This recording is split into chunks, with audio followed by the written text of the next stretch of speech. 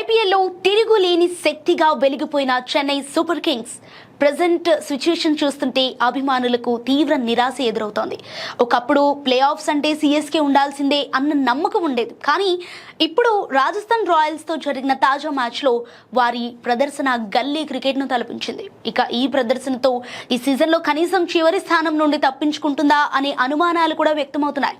ముఖ్యంగా భారీ అంచనాలతో బరిలోకి దిగిన సంజు శాంసన్ కేవలం 6 పరుగులకే క్లీన్ బౌల్డ్ అయ్యాడు. ఏదో క్రికెట్ ఆడి ఎన్నో ఏళ్ల అయిన బ్యాటర్ల షాట్స్ ఆడాడు. ఆ తర్వాత కెప్టెన్ రుతురాజ్ గైక్వాడ్ బాధ్యతారాహిత్యమైన షాట్తో పెవిలియన్ చేరారు. ఇలా టాప్ ఆర్డర్ బ్యాటర్లందరూ కూడా భోజనానికి సమయం అయిపోతోందన్న తొందరలో ఉన్నట్లు ఒకరి తర్వాత ఒకరు క్యూ కట్టడం జట్టు దారుణ స్థితిని కళ్లకు కట్టింది.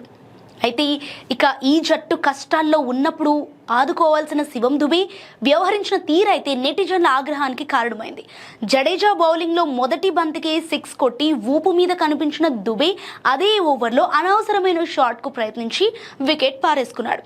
51 పరుగులకి 5 వికెట్లు కోల్పోయిన దశలో బాధ్యతగా ఆడాల్సింది పోయి జట్టును మరింత ముంచేలా వ్యవహరించడం ఇప్పుడు చర్చనీయాంశమైంది. మిగిలిన వారంతా బౌలర్లు కావడంతో వారి నుంచి భారీ స్కోర్ ఆశించడం అత్యాశ అవుతోంది. మొత్తానికి రాజస్థాన్ బౌలింగ్ ధాటికి కింగ్స్ అని పిలిపించుకునే జట్టు కుప్పకూలిపోయింది. సిఎస్కే ఆట తీరు ఇలాగే కొనసాగితే ప్లే ఆఫ్ సంగతి దేవుడెరుగు. ఇంటికి వెళ్లటం ఖాయమని సోషల్ మీడియాలో ఎద్దేవా చేస్తున్నారు. ఇక ఐపీఎల్ సీజన్ ప్రారంభమైందంటే ప్లే ఆఫ్స్కు 3 జట్లు ఏవో అని ఫ్యాన్స్ లెక్కలు వేసుకుంటారు. కానీ వీళ్ల ఆట చూసి వేసవి సెలవుల్లో గల్లీలు చిన్నపిల్లలు క్రికెట్ ఆడినట్టు అనిపించిందని సెటైర్లు వేస్తున్నారు.